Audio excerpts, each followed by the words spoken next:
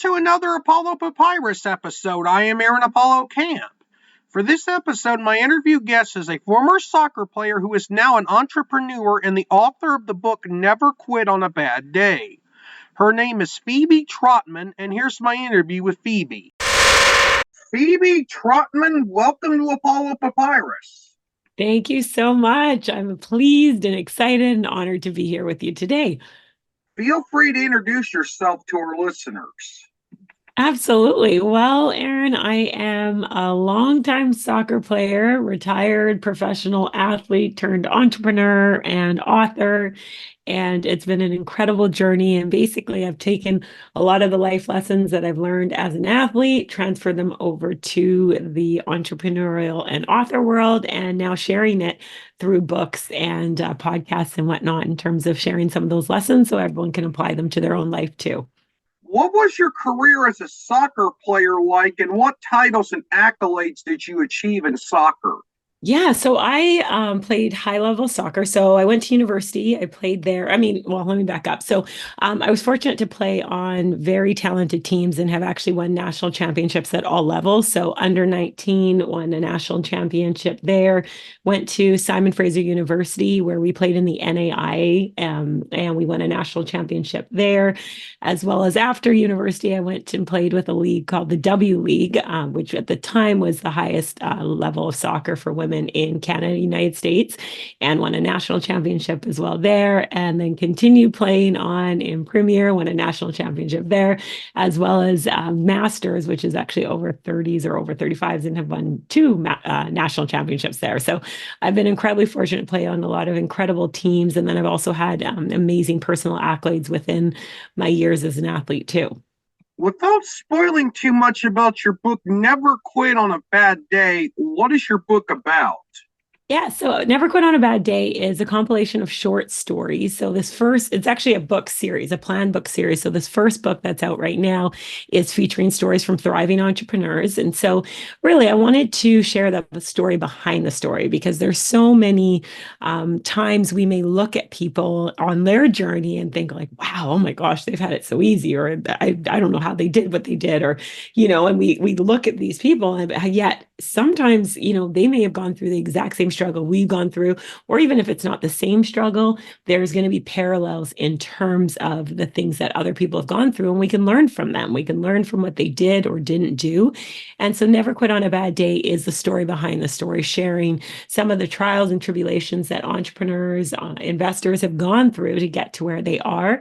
And there's also a section called Reflections on Resilience, where it's really for the reader to kind of reflect on their own journey, because I truly believe we're all way more resilient than we may even remember or give ourselves credit for. And so it's really stories of encouragement and also a chance for the reader to really reflect on their own journey and find that inner strength that we all possess to help them along their journey. As this will help people understand the background of how you came to write your book, how did you get started as an entrepreneur, and what were some challenges you faced in becoming an entrepreneur?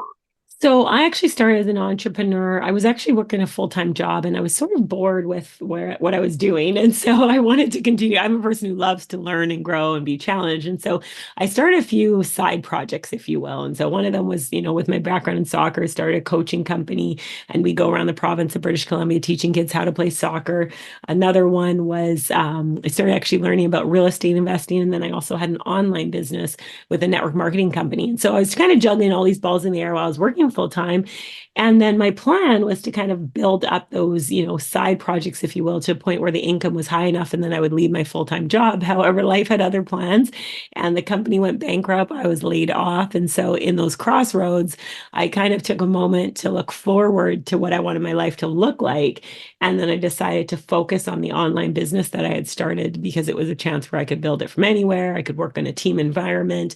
And at the same time, I was still learning and growing time and had that flexibility as well too. So that's kind of how the entrepreneurial journey started. And there were a lot of bumps in the road in the beginning because I went from doing these side projects while I was working full time to now this is kind of my full time focus and I have bills to pay. And so, it was very different in the sense that it was kind of sink or swim, if you will. And so in the beginning, I wasn't very consistent and I didn't get consistent results. And I had to have some, tough love moments with myself. And I think that's why I'm grateful being an athlete, because a lot of, being successful in athletics is you have to be accountable to yourself, right? And I mean, your team and your coaches as well too, but really it starts with you. And so I had those kind of moments with myself early on and realized if I wanted to have consistent results, then I had to have consistent activity. And so that was a pivotal transformation in terms of my entrepreneurial journey.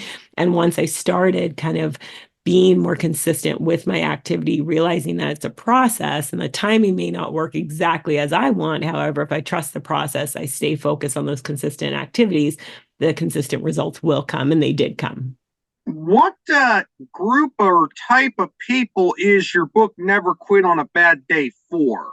The book is really for anyone who has a dream, has goals, and who has ever felt frustrated with them, or even if you have goals and dreams and they're going well, who that they're part of the journey towards your goals and dreams. There's going to be bumps, there's going to be little detours, there's going to be moments where you're frustrated and discouraged and deflated. And so the book is really for people who want to create and live an incredible life, and they know that there are going to be those challenges and they want to fill themselves up with great ideas and strategies and concepts and principles now, so that when those bumps in the road happen, they're prepared for them, in the sense that they have some tools in their tool belt to help them move through those challenges.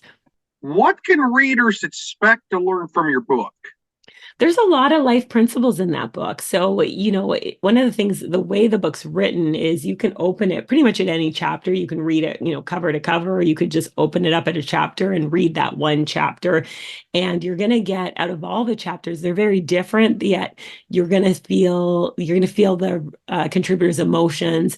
You're going to learn how they navigated it. Every single chapter has a lesson that you can pull from it to apply to your own life. So, we talk about perspective. We talk about gratitude. We talk about having to pivot. We talk about dream building. We talk about the language. What words are you saying to yourself? Because we have conversations with ourselves all day long. Are those conversations helping us? Are they empowering us to move forward? Or are the language we're using, is it hindering us? And so there's a lot of powerful lessons for everybody, regardless of what stage on your journey you are at. There's something in that book for everyone that you can apply right away to your life, and you will see those changes. Is your book self-published, traditionally published, or hybrid published? And what was the experience of getting your book published like?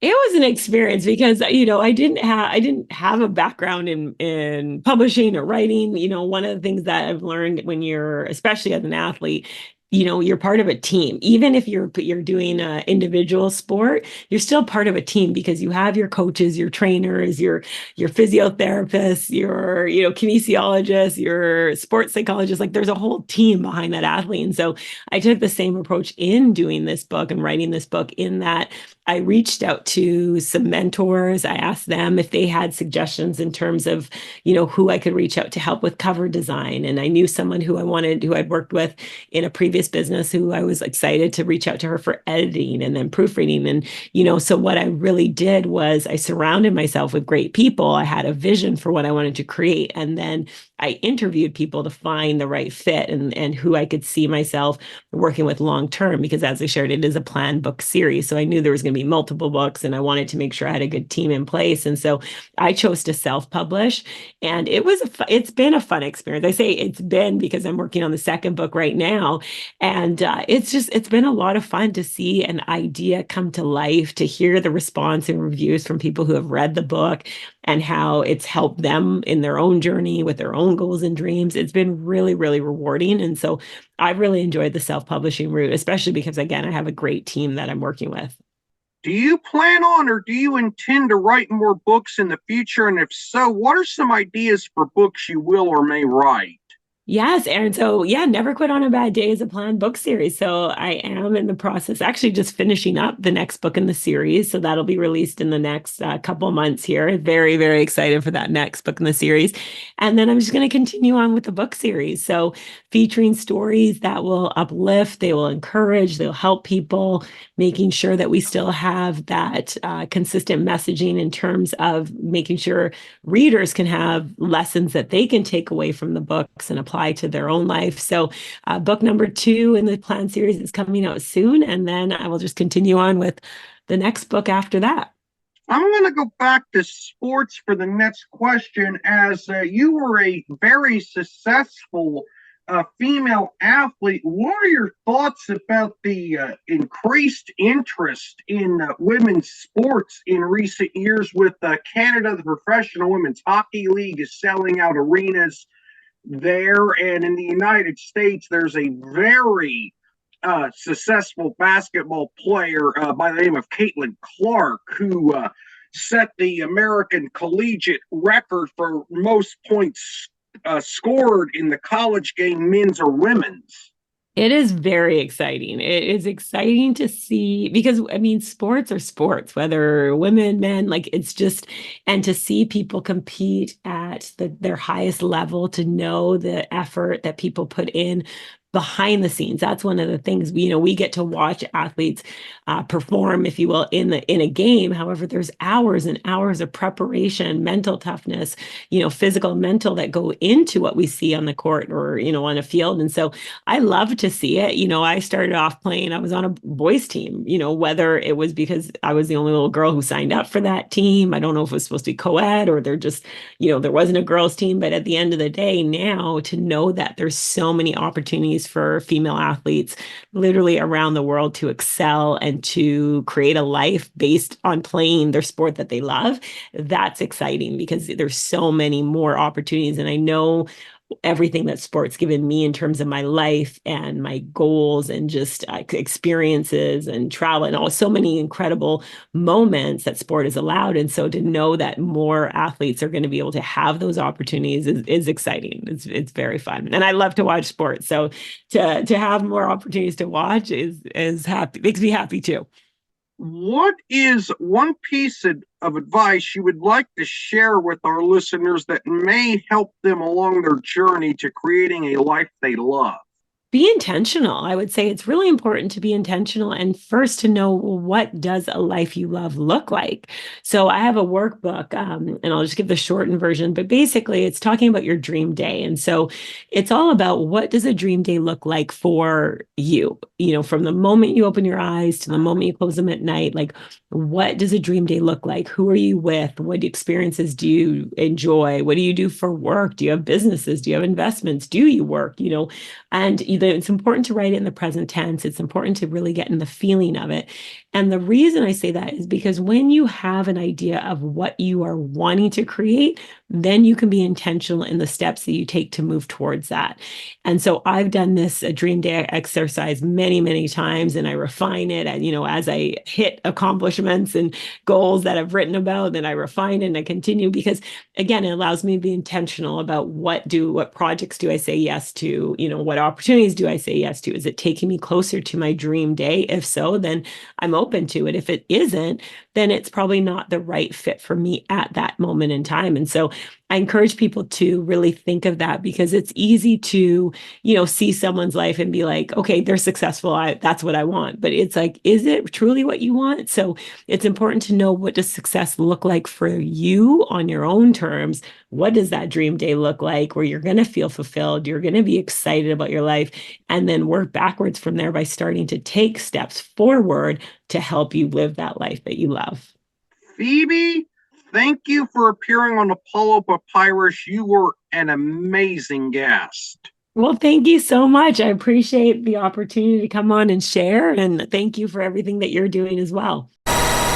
Phoebe is a phenomenal person and was an amazing guest for this podcast. This is Aaron Apollo Camp reminding y'all to write and read your passion. Bye for now.